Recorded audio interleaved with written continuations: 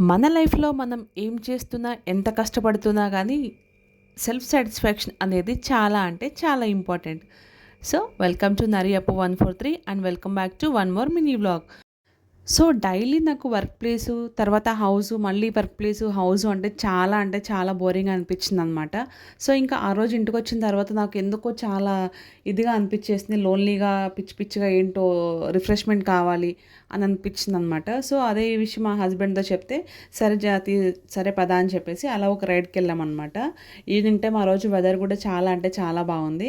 ఇంకా అలా వెళ్తూ ఉంటే ఆ చల్లగాలి మన ఫేస్‌కి తగులుతూ ఉంటే ఆటోమేటిక్‌గా రిఫ్రెష్ అయిపోతుందనమాట మన మైండ్ అయితే. సో, అలా వెళ్తూ ఉంటే దారిలో ఆన్ ది వేలో ఎగ్జిబిషన్ అయితే కనిపించింది. లోపలికైతే వెళ్ళలేదండి. జస్ట్ అలా బయట నుంచి అయితే చూసేసామనమాట. సో, ఇంకా చాలా దూరం అయితే వెళ్ళాం ఆ రోజు. ఇంకా వెళ్తూ ఉంటే ఆన్ ది వేలో ఫ్రూట్స్ అయితే కనిపించినాయి. అలాగే ఇంట్లోకి ఫ్రూట్స్ అయితే కావాలి కదా అని చెప్పేసి ఫ్రూట్స్ అయితే తీసేసుకున్నాము. అలా ఇంటికైతే వెళ్ళిపోయామనమాట. సో, మనకి ఎంత చేసినా, ఎంత కష్టపడినా ఇలాంటి చిన్న చిన్న ఆనందాలన్నీ ఉంటూ ఉంటాయండి.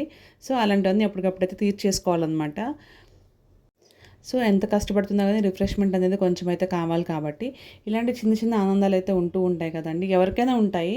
సో, అలాంటియన్నీ అప్పటికప్పుడు తీర్చేసుకుంటే చాలా హ్యాపీగా ఉంటుంది. Bye bye.